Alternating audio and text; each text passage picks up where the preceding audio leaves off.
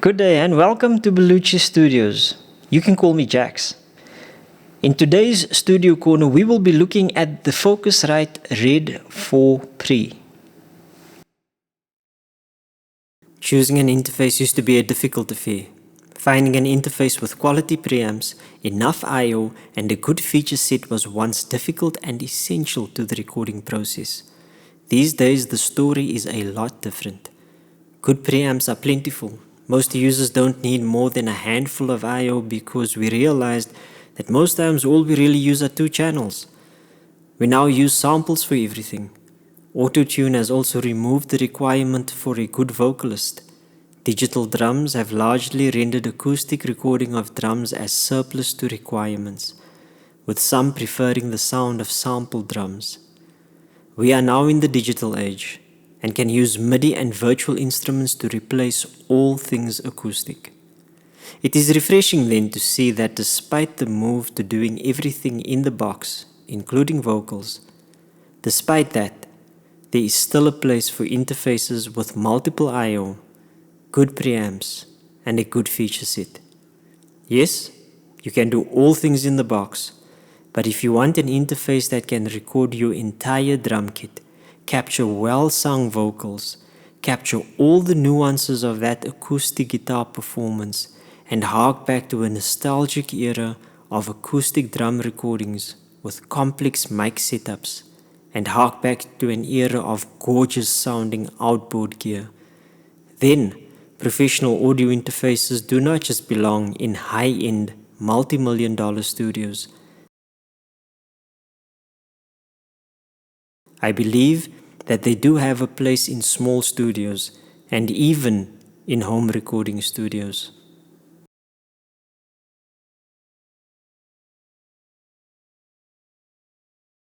The burning question then is, can the high cost of these interfaces really be justified? And are they not maybe overkill in these specific scenarios? I mean, home studios, small studios, they don't need a lot of I/O, right? Let's have a look at the 4 Pre. So first up, what you need to realize about this device is that it does have 58 inputs and 64 outputs. That is a lot. So let's go through those inputs. The first 8 inputs are analog. Channels 1 and 2 can be used as either mic, instrument, or line level inputs. Channels 3 and 4 can be used as mic and line level inputs, and channels 5 through 8 can be used as line input only. After that, we have 16 channels of ADAT, followed by 2 channels of SPDIF and 32 channels of Dante. On the output section, the first 10 channels are all analog.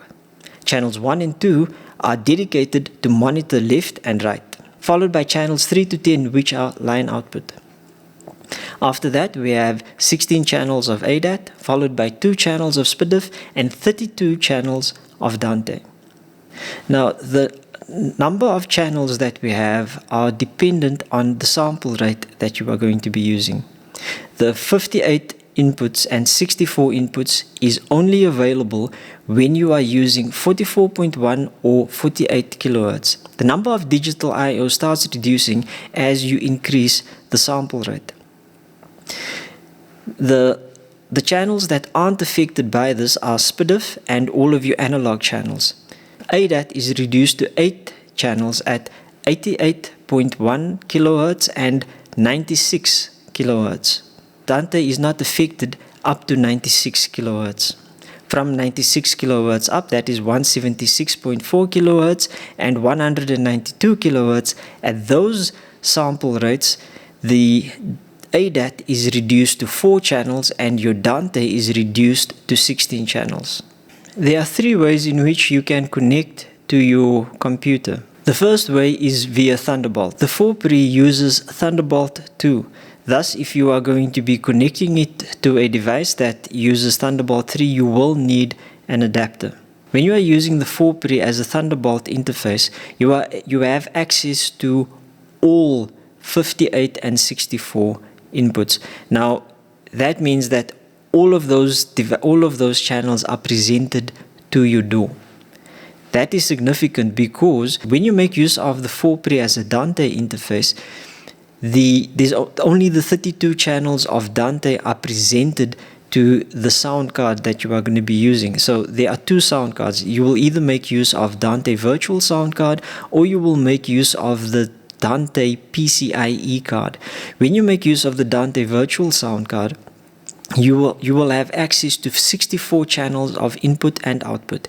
When you make use of the PCIe card, you have access to 128 channels of input and 128 channels of output.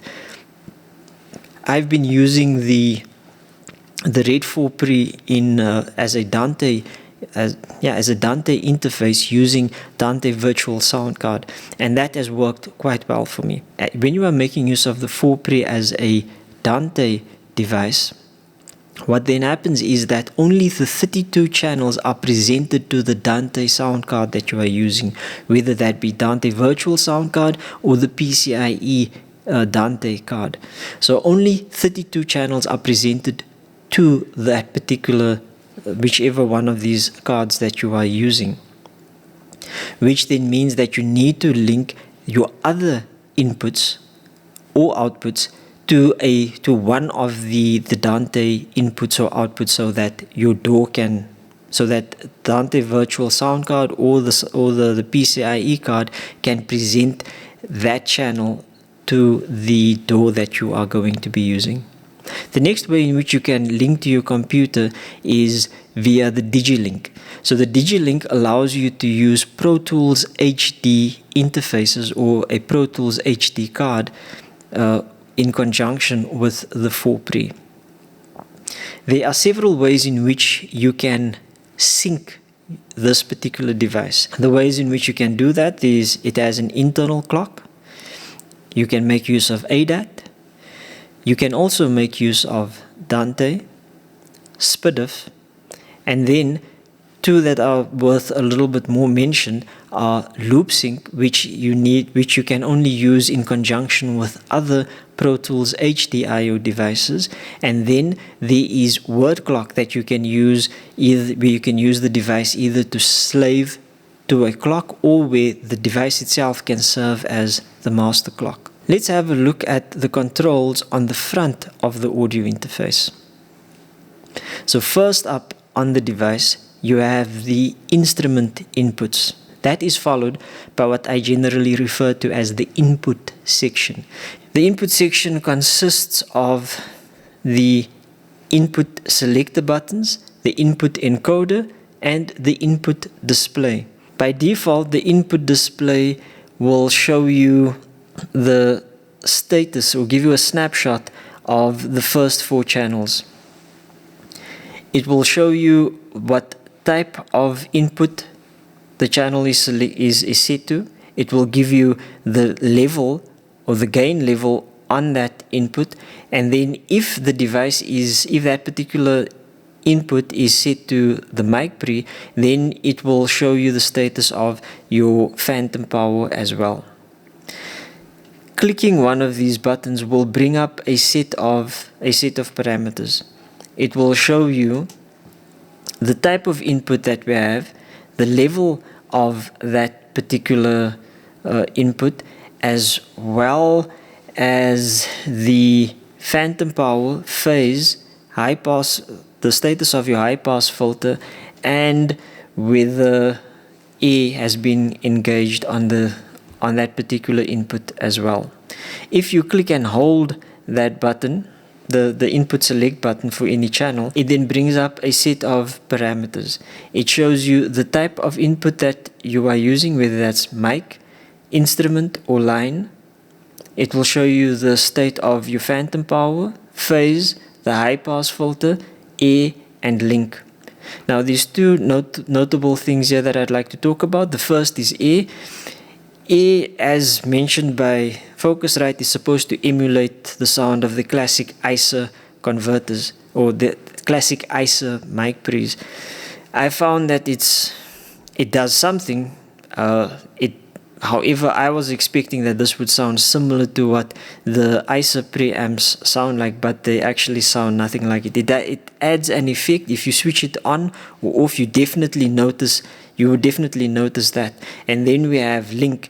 What link does is it allows you to link channels 1 and 2 or channels 3 and 4, allowing you to use them in a stereo configuration. Whatever changes would be made to one channel would be made to the linked channel as well. Next up, we have the metering display. Now, the metering display shows you a group of inputs up to a total of 8 inputs per group. That all depends on the amount of inputs in that particular group. Next up, we have what I refer to as the output section. On the output section, you have the third display, which is your output display. You have your output encoder, and you have the meter buttons, the monitor, and headphone selection buttons. If you press the meter button, the output display shows a list of metering groups. If you use the output encoder to select a particular group, so you use this output encoder to scroll up and down through the groups, and then you press the output encoder to select a particular group. Once you select a particular group, that group will then be displayed on the metering display. If you press the monitor button, that will give you the status of your monitor. It will show you thus the level on the output encoder. It will show you the mute, whether the mute is engaged, whether DIM is engaged, and it will also give you the metering for the left and right channels. In addition to that, you will also see the status of the host, whether it's connected or not. So it would either be Thunderbolt or Pro Tools, and then it also shows you what you are synced to, and the status of that, whether there is a successful sync between this device and whatever other device you are synced to. And then you have your headphone 1 and 2, and that on the output display will show similar information only for the headphone 1 or 2 jack, depending on which one you've selected. Again, your host and your sync will also be displayed on this output display. Next up, we have the headphone jacks 1 and 2, and then lastly you have the on and off buttons. Okay, so now to answer those 2 questions that I asked in the beginning, is the 4Pre, is it really worth it to have such an expensive interface in a small studio? And the answer is, for me, it has been undoubtedly yes. One thing that has been missing from the 4Pre since it was launched is the Thunderbolt Adapter. So that was only released in November 2020. So from 2017 up until November 2020, there was no Thunderbolt driver for this device. In that instance, I had to make use of it as a Dante device, and it served me really well. It has very low latency, so much so that you don't really even recognize it. The fact that you're using it in Dante mode doesn't really affect it hasn't affected the way I worked at all. So although the Thunderbolt adapters or the Thunderbolt drivers are now available, I still am not able to use this device completely as a Thunderbolt audio interface, and that's because there's some issues with the Thunderbolt 3 to Thunderbolt 2 adapter that I'm using. I've spoken to Focusrite about it, and they're in the process of, I believe, trying to find a fix for that. So a device of this caliber, the cost of that device doesn't determine whether it's worth it or not. It's actually the ways in which you can use it, and the functionality that the device brings you as well. When I think about how this device can be used, it's only limited by your budget and by your imagination. And for me, this has been an incredible interface. The Red 4 Pre has truly been amazing. And I'm not saying this because I've been paid. I mean, I paid full price for this thing. Focusrite isn't paying me for this video, so I can honestly say that the support from Focusrite has been amazing, and the device as well has just been, it's been an absolute gem. I do not see how my studio would run without it, and that's because of the way in which it just offers you so much. And in a future video I will talk a little bit about the benefits that you get from this particular device. Okay guys, that's all for today. I hope you enjoyed this video. If you have enjoyed it, please subscribe to the channel.